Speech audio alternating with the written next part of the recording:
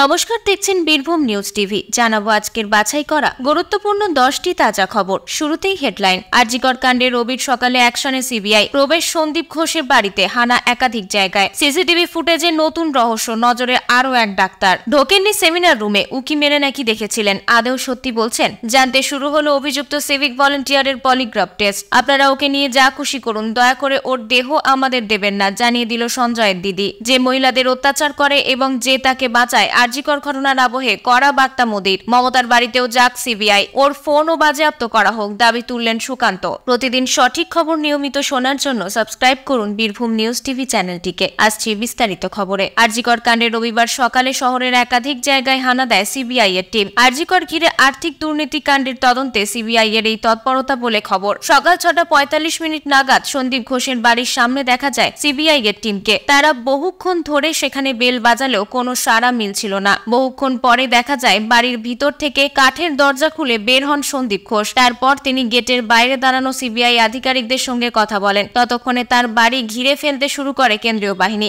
এরপরই সন্দীপ ঘোষের বাড়িতে প্রবেশ করে সিবিআই। এদিকে সন্দীপ ঘোষ ছাড়াও আরজিকর কাণ্ডে শহরের একাধিক জায়গায় হানা দেয় সিবিআই। আরজিকরের প্রাক্তন সুপার সঞ্জয় বশিষ্ঠের বাড়িতে এদিন সকালে পৌঁছে যান সিবিআই এর আধিকারিকরা। তার এন্টেলের বাড়িতে পৌঁছে যান কেন্দ্রীয় তদন্তকারী টিমের সদস্যরা। এছাড়াও হাওড়ার হাটগাছা এলাকায় বিপ্লব সিং এর বাড়িতেও পৌঁছায় সিবিআই। জানা যাচ্ছে এই বিপ্লব সিং আরজিকরের সাপ্লায়ার হিসেবে সংযুক্ত।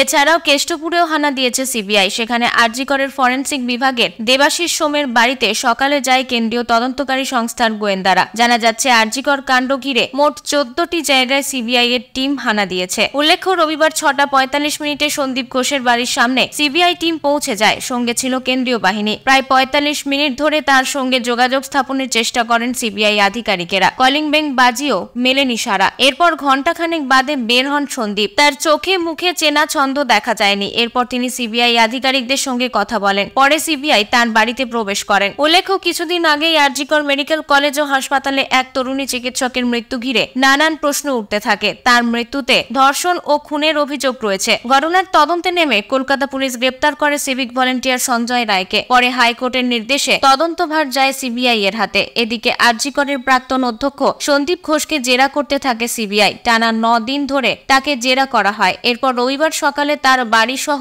কলকাতার বিভিন্ন জায়গায় হানা দেয় সিবিআই টিম। সিবিআই পৌঁছায় হাওড়ার হাটগাছাতেও। প্রিয় দর্শক, আমরা এই ভিডিওটায় 4000 লাইক টার্গেট করছি। আশা করি আপনারা আমাদের টার্গেটটি সম্পূর্ণ করবেন। ফিরে আসছি পরবর্তী খবরে। আরজিকর কাণ্ডে সিসিটিভি ফুটেজ ঘিরে নতুন রহস্যের জাল তৈরি হয়েছে। সিবিআই এর তদন্তে উঠে এসেছে যে সেমিনার হলের করিডোরে রাতে আরও এক জুনিয়র ডাক্তার উপস্থিত ছিলেন, যিনি রাত 1টা থেকে 2:45 পর্যন্ত সেখানে ছিলেন। এই ডাক্তার প্রথমে দাবি করেন যে তিনি একটি রিপোর্ট দিদির সঙ্গে আলোচনা করতে গিয়েছিলেন, কিন্তু দিদি ঘুমোচ্ছিলেন বলে ফিরে আসেন। পরে দাবি করেন তিনি এক রোগীকে দেখতে গিয়েছিলেন। তবে তদন্তকারীরা জানিয়েছেন যে ওই সময় তিনি কোনো রোগী দেখেননি। এই নতুন তথ্য প্রকাশের পর সিবিআই এর তদন্তকারীরা বিস্মিত। সিসিটিভি ফুটেজ অনুযায়ী সেমিনার হলের করিডোরে ওই ডাক্তার উপস্থিত ছিলেন, কিন্তু তার বক্তব্যের সঙ্গে ফুটেজের কোনো মিল নেই। সিবিআই এর পক্ষ থেকে জানানো হয়েছে যে এই বিষয়টি বিস্তারিতভাবে তদন্ত করা হচ্ছে এবং ডাক্তারদের বক্তব্যের সত্যতা যাচাই করা হবে। এখন দেখা যাক ফুটেজের এই নতুন প্রমাণ কেমন ভাবে তদন্তের গতিপথ পরিবর্তন করবে এবং নতুন কোনো তথ্য সামনে আসবে কিনা। এছাড়াও সঞ্জয় রায় এবং অন্যান্য ডাক্তারদের নিয়ে তদন্ত চলছে। এই নতুন তথ্যের প্রেক্ষিতে তদন্ত আরো গভীরভাবে চালানো হবে বলে সিবিআই সূত্রে জানা গেছে। সরকারের পক্ষ থেকেও তদন্তের অগ্রগতি মনিটর করা হচ্ছে এবং সমস্ত যুক্তিসঙ্গত পদক্ষেপ গ্রহণ করা হবে বলে জানিয়েছে। প্রশ্ন উঠছিল, আরজিকর কাণ্ডে অভিযুক্ত সিভিক ভলেন্টিয়ারের পলিগ্রাফ টেস্ট কবে হবে? কারণ ইতিমধ্যেই সন্দীপ ঘোষ সহ মোট 4 জনের পলিগ্রাফ টেস্ট শনিবারই করেছেন সিবিআই আধিকারিকরা। তবে ধৃতের কবে টেস্ট করা হবে সেই নিয়ে জল্পনা ছড়ায়। অবশেষে রবিবার অভিযুক্তের পলিগ্রাফ টেস্ট শুরু করেছেন গোয়েন্দা আধিকারিকেরা। বর্তমানে প্রেসিডেন্সি জেলে রয়েছেন অভিযুক্ত। শনিবার সেখানেই পৌঁছে যান সিবিআই আধিকারিকরা। তবে টেকনিক্যাল কারণে তা করা সম্ভব হয়নি। জেলে কতটা এই টেস্ট সম্ভব তা খতিয়ে দেখে আসে কেন্দ্রীয় গোয়েন্দা এজেন্সি। এরপর আজ শুরু হয় অভিযুক্তের পলিগ্রাফ টেস্ট। জানা যাচ্ছে পলিগ্রাফ টেস্টের তত্ত্বাবধানে রয়েছে সিবিআই এর স্পেশাল টিম। এছাড়াও সিএফএসএল এর তত্ত্বাবধানে হচ্ছে পলিগ্রাফ। 2টি ডিভাইস রয়েছে এসসিবির হাতে। সিবিআই সূত্রে জানা গিয়েছে, জেরায় বারবার গোয়েন্দাদের বিভ্রান্ত করার চেষ্টা করেছেন অভিযুক্ত ব্যক্তি। এর আগে পুলিশ সূত্রে জানা গিয়েছিল ওই সিভিক ভলেন্টিয়ার নিজের দোষ কবুল করে ফাঁসির দাবি করেছিলেন। তবে কেন্দ্রের গোয়েন্দাদের সামনে পড়তেই তিনি কার্যত বয়ান বদল করছেন বারে বারে। কখনো বলছেন ঘটনার দিন তিনি সেমিনার রুমে যাননি, উঁকি মেরে দেখেছিলেন শুধু। কখনো বলছেন সেমিনার রুমে নাকি কেউ ছিল না। ফলত বয়ান বদল করে তিনি কেন্দ্রীয় গোয়েন্দা আধিকারিকদের বিভ্রান্ত করার চেষ্টা করছেন বলে জানা যাচ্ছে সিবিআই এর তরফে। সেই কারণে অভিযুক্তের পলিগ্রাফ টেস্ট প্রয়োজন বলেই মনে করেছেন গোয়েন্দারা। আজ সিভিক ভলেন্টিয়ার ছাড়াও বাকি 2 চিকিৎসকের পলিগ্রাফ টেস্ট করা হচ্ছে। আরজিকর মেডিকেলে তরুণী চিকিৎসককে খুন ও ধর্ষণে অভিযুক্ত সঞ্জয় রায়ের গ্রেপ্তারির পর থেকে কার্যত বিধ্বস্ত তার পরিবার। অভিযুক্তের বৃদ্ধা মা আগে থেকেই ছেলের কীর্তিতে বিস্মিত। শুধু তাই নয়, অভিযুক্তের 2 দিদিও ভাইয়ের সঙ্গে কোনো সম্পর্ক রাখতে নারাজ। এই অবস্থায় তাদেরই একজন জানালেন, ফাঁসি হলে ভাইয়ের দেহ ফেরত নেব না। সঞ্জয় রায়ের 2 দিদি পুলিশের কর্মরত। দিদিদের প্রভাবেই ভাইয়ের এই বারবারন্ত বলে দাবি অনেকের, কিন্তু তা মানতে নারাজ তাদেরই একজন। সংবাদ মাধ্যমকে ফোনে তিনি জানিয়েছেন, ওকে নিজের ভাই বলে পরিচয় দিতেও লজ্জা লাগে। ওর এত কুকীর্তি যে বাধ্য হয়েই আমরা ওর সঙ্গে কোনো সম্পর্ক রাখিনি। ভাইয়ের কঠোরতম শাস্তির দাবি করে তিনি বলেন, আরজিকরে যে নৃশংস ঘটনা ঘটিয়েছে তাতে ওর কঠোরতম শাস্তি হওয়া উচিত। তবে সকলের কাছে একটাই অনুরোধ, আপনারা ওকে নিয়ে যা খুশি করুন, দয়া করে ওর দেহ আমাদের দেবেন না, আমরা নেব না। কারণ এমন মানুষের সঙ্গে কোনো সম্পর্ক রাখা যায় না। আক্ষেপের শেষ নেই সঞ্জয়ের মা মালতী দেবীরও। ছেলে মেধাবী ছিল বলে দাবি করে তিনি বলেন, টিভিতে ছেলের সম্পর্কে কত কিছু শুনছি, কিন্তু বিশ্বাস করুন ছেলে আমার এমন ছিল না। ছোট থেকেই ক্লাসে টপার ছিল, কোথা থেকে কি যে হয়ে গেল, ওকে কেউ ফাঁসিয়ে দিতে পারে। শনিবার সঞ্জয় রায়ের পলিগ্রাফ টেস্ট করেছে সিবিআই। ইতিমধ্যে অভিযুক্তের ফাঁসির দাবি উঠেছে দেশ জুড়ে। আরজিকর হাসপাতালে মহিলা চিকিৎসক ধর্ষণ ও খুনের ঘটনায় তোলপাড় সারা দেশ। সেই আবহে এবার নারী নির্যাতনের ঘটনা নিয়ে মুখ খুললেন প্রধানমন্ত্রী নরেন্দ্র মোদী।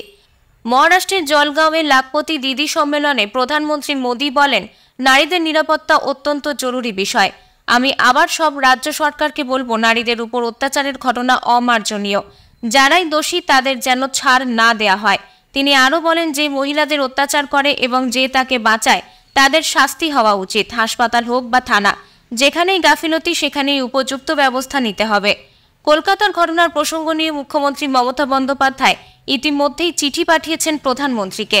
নারীদের নিরাপত্তা আরও জোরদার করতে এবং নারীদের বিরুদ্ধে হওয়া অপরাধের ঘটনায় আরও কড়া শাস্তির জন্য আইন আনার দাবি করেছিলেন মুখ্যমন্ত্রী। মহারাষ্ট্রের অনুষ্ঠানে প্রধানমন্ত্রী নরেন্দ্র মোদী বলেন, যারা নারীদের উপর অত্যাচার করে তাদের আরও কড়া শাস্তির জন্য আমরা আইন আরও কড়া করছি। এএনআই সূত্রের খবর, এদিন এই অনুষ্ঠানে প্রধানমন্ত্রী বলেন, নাবালকদের বিরুদ্ধে যৌন অপরাধের ঘটনায় নতুন আইনে মৃত্যুদণ্ড এবং যাবজ্জীবন সাজার জায়গা রয়েছে।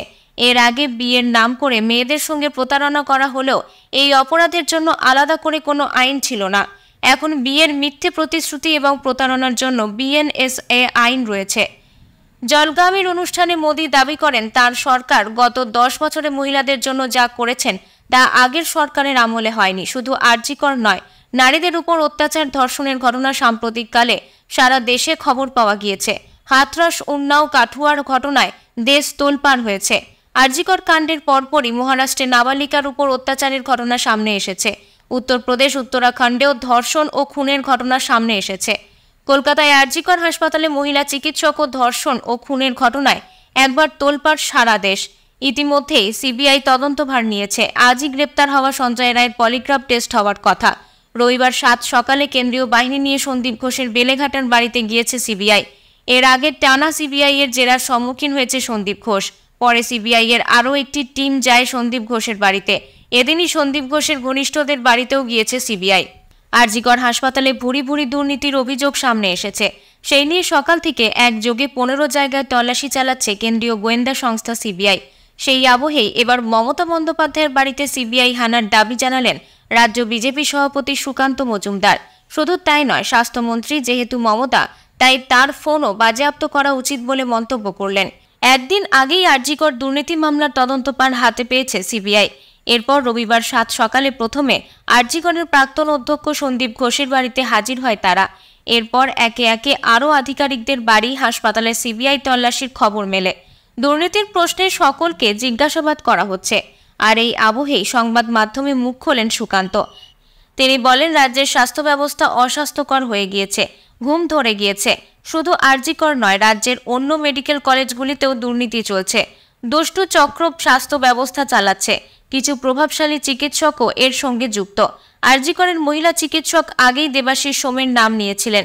সম্প্রতি যে তরুণীকে ধর্ষণ করে খুন করা হয় তার মৃতদেহ নিয়ে বৈঠকেও দেবাশিস উপস্থিত ছিলেন বলে জানিয়েছে। এই দেবাশিস আসলে সন্দীপের উপদেষ্টা, সবাই মিলে ডুববে, চিন্তা নেই। সকাল থেকে সিবিআই তল্লাশি নিয়ে সুকান্ত বলেন, আমরা বাংলার মানুষ দেখতে চাই কবে সিবিআই বাংলার স্বাস্থ্যমন্ত্রীর বাড়িতে ঢুকে এভাবে তল্লাশি চালাবে।